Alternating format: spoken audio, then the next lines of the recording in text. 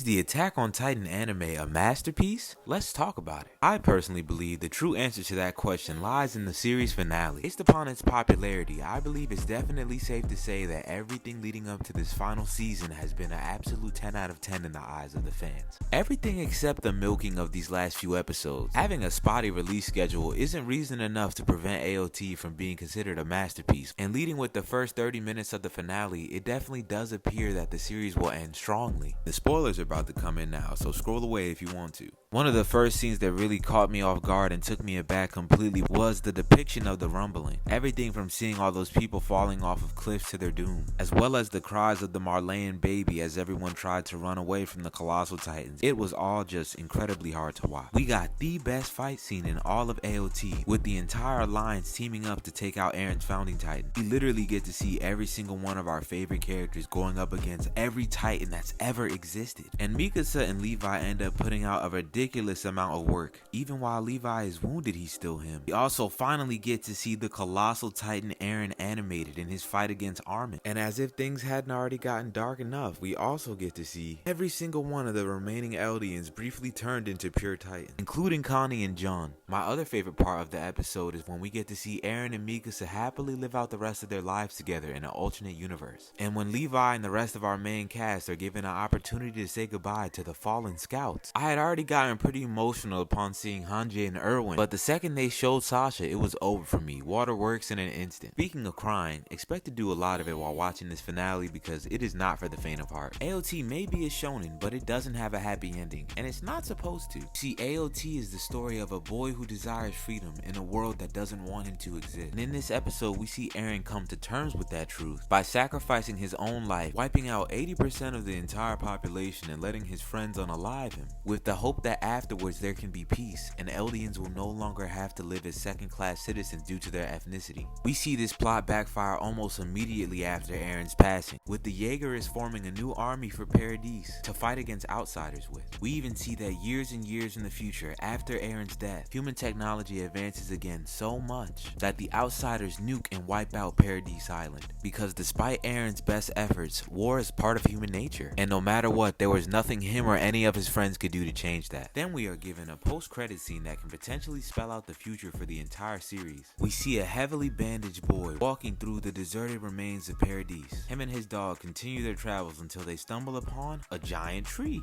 which also happens to be where Eren's body was buried. And the tree bears a striking resemblance to the one Ymir accidentally fell into when she became the founder. The kid and his dog walk into the tree, the screen fades to black. That is the end of AOT. And to answer the question of whether or not it was a masterpiece, my honest answer to that question without a doubt has to be yes. I know most of you guys may have already seen my last AOT video where I attacked the ending, and most of that came from my lack of understanding towards why Eren would even allow his friends to stop him from finishing the rumbling, if he's aware of the fact that eventually people outside the walls will once again retaliate and thus stand in the way of his people's freedom. But there exists one tiny piece of information that may recontextualize the entire ending. You see, the very first episode of AOT is titled To You 2,000 Years From Now, and we are led to believe that this is in reference to the memories sent to Eren by Ymir. But what if this is actually referencing the memories that Eren will send the new kid who walked into the Titan tree during the post-credits? I mean, think about it. We know he exists in a time that's thousands of years after the era of Eren and his friends. And the founding Titan tree he stumbles into is the very same one Eren was buried at. We already know that Isayama's message with this story is that history repeats itself and that war never changes. So if this post-credit scene truthfully does imply that the Titan powers have returned to the planet,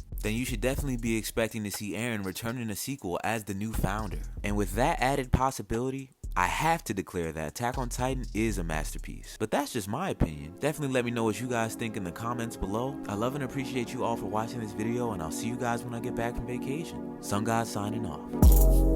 I come in clutch like a genie. Don't talk unless you need me. You talk too much, you need it. All of my bitches look like models. She in love with me. When we link